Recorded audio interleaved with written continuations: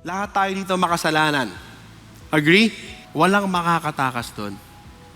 Pero ang kagandahan doon, sinasabi ni Apostol Pablo, although you were formerly alienated, hostile in mind, and engaged in evil deeds, yet He has now reconciled you in His fleshly body through death, in order to present you before Him holy, blameless, and beyond reproach.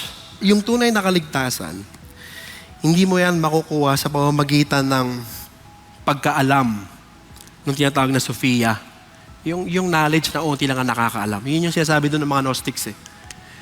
Hindi mo yan makukuha sa mga pagsunod.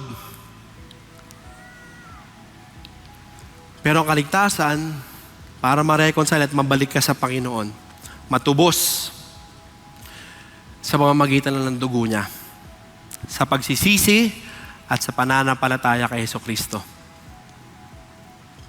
Yan ang sabi doon, dahil na-reconcile na tayo